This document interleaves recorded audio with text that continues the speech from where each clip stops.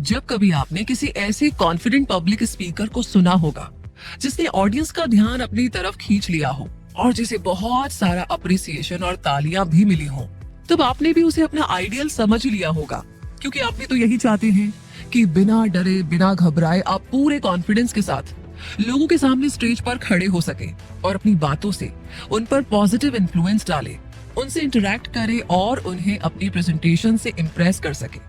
तो इसका मतलब ये हुआ कि आप भी एक कॉन्फिडेंट पब्लिक स्पीकर बनना चाहते हैं, लेकिन स्टेज का नाम सुनते ही आप घबराने लगते हैं और चाह कर के भी परफॉर्म करने के बारे में सोच ही नहीं पाते।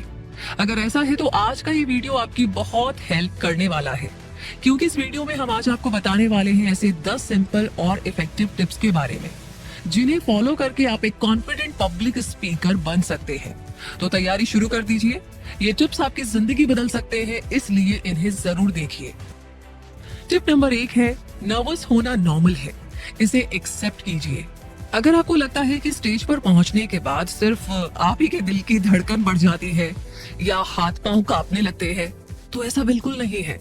असल में हर एक वो इंसान जो स्टेज पर परफॉर्म करता है उसे ऐसी कोई ना कोई फीलिंग जरूर होती है, इसलिए आप बिल्कुल भी अलग नहीं है। रिलैक्स, आपका नर्वस होना गलत नहीं है, थोड़ी नर्वसनेस बिल्कुल नॉर्मल है। इस बात को स्वीकार कीजिए, एक्सेप्ट कीजिए और फिर इसके सॉल्यूशन की तरफ आगे बढ़िए, जो कहता है कि प्रैक्टिस कीजिए, अच्छी तैयारी कीजिए, फीडबैक लीजिए और हाँ, खुद पर यकीन बनाइए कि आप ये कर सकते हैं।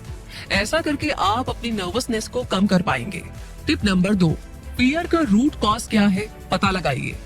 लोगों के सामने परफॉर्म करने में अगर आपको डर लगता है तो इस डर का रीजन क्या है पता करना होगा। आप ऐसा पहली बार कर रहे हैं, अगर ये रीजन है तो फिक्र मत कीजिए, क्योंकि शुरू में तो सबके साथ ऐसा ही होता है। आपको खुद पर यकीन नहीं है, अगर ये रीजन है तो खुद पर यकीन कीजिए, क्योंकि पब्लिक स्पीकिंग हो या लाइफ का कोई भी चैलेंज, आपका खुद पर यकीन ही आपको आगे बढ़ा सकता है।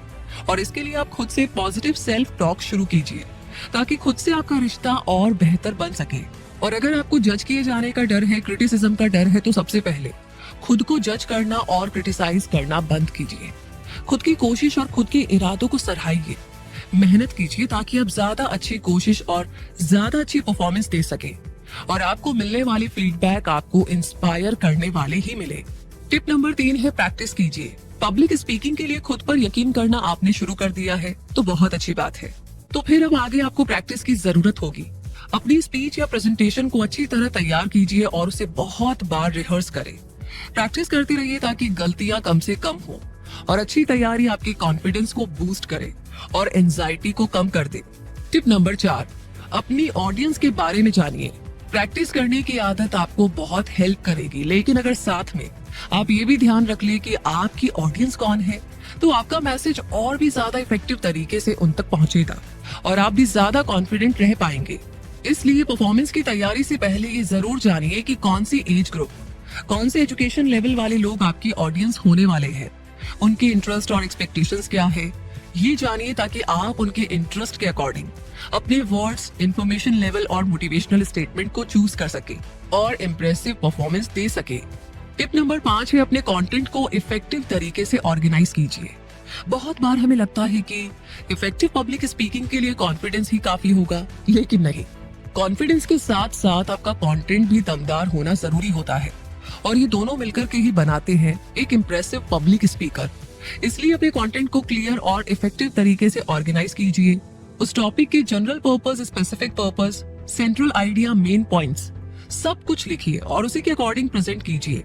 और हाँ, सबसे इम्प्रेसिव पॉइंट को स्टार्टिंग में यूज कीजिए, क्योंकि आपको शुरू के 30 सेकंड्स में ऑडियंस के अटेंशन को अपनी तरफ करना होगा। Tip number 6, effective presentation techniques को जानिए। ऑडियंस के सामने ऑर्गेनाइज्ड कंटेंट और कॉन्फिडेंस के साथ खड़े होने की तैयारी तो आपने कर ली, बहुत अच्छी बात, लेकिन लंबे समय तक इस कॉन्फिडेंस को बनाए रखने के लिए और कंटेंट को इम्प्रेसिव वे में प्रेजेंट करते रहने के लिए आपको ना कुछ टेक्निक्स भी पता होनी चाहिए, ताकि ऑडियंस की अटेंशन आप पर ही बनी रहे। तो इसके लिए आप अपनी स्पीच की ओपनिंग में कुछ सिंपल टेक्निक्स को अप्लाई कर सकते हैं, जैसे एक पावरफुल कोट यूज कर सकते हैं, कोई कहानी या क्वेश्चन से शुरुआत कर सकते हैं जो कि ऑडियंस को आपसे कनेक्ट करने में हेल्प करे। अपनी बॉडी लैंग्वेज, फेशियल एक्सप्रेशंस और जेस्चर्स के जरिए भी आप अपनी बात इफेक्टिवली कन्वे कर सकते हैं। इसलिए ध्यान रखें कि आपकी बॉडी लैंग्वेज कॉन्फिडेंट और इम्प्रेसिव हो। इसके लिए सबसे पहले आपको प्रैक्टिस करनी होगी, सही एक्सप्रेशंस और जेस्चर्स लर्न करने होंगे और फिर उन्हें ऑडियंस के सामने डिलीवर करना होगा। अपनी बात को ज्यादा इफेक्टिव बनाने के लिए आप विजुअल एड्स की मदद भी ले सकते हैं, जैसे स्लाइड्स या प्रॉप्स जो आपकी प्रेजेंटेशन को सपोर्ट करे और उसे इफेक्टिव बनाए। ऑडियंस पार्टिसिपेशन को एनकरेज करके भी आप उनका इंटरेस्ट बढ़ा सकते हैं।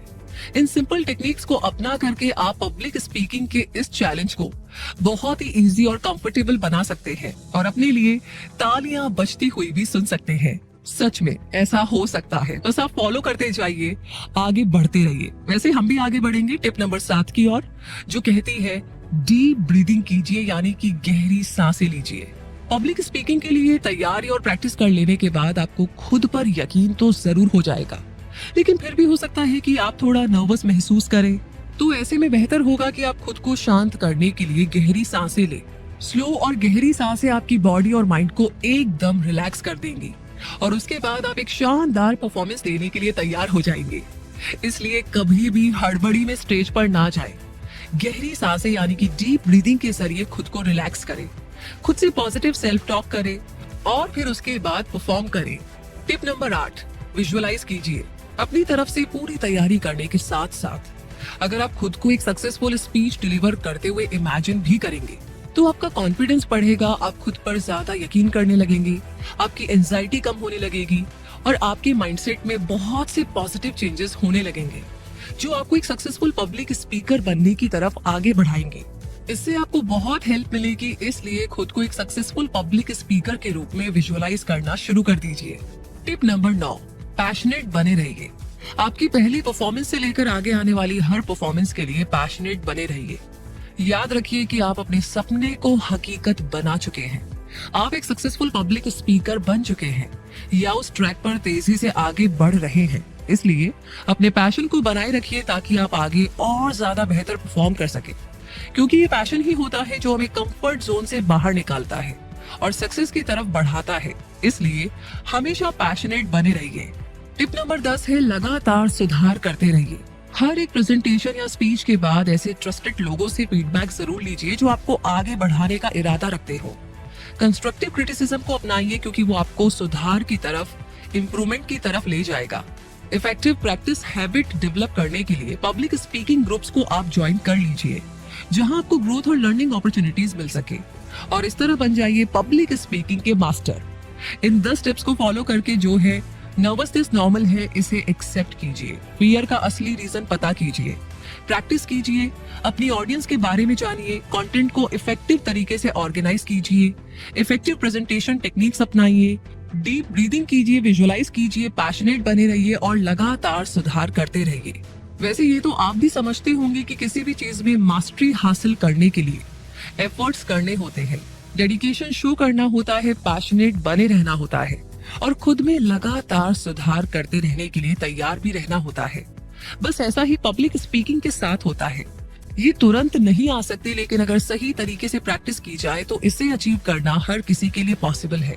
इसलिए आप इस वीडियो में बताए गए 10 टिप्स को फॉलो कीजिए, अपने स्किल्स को शार्प करते जाइए और पावरफुल और कॉन्फिडेंट पब्लिक स्पीकर बन जाइए।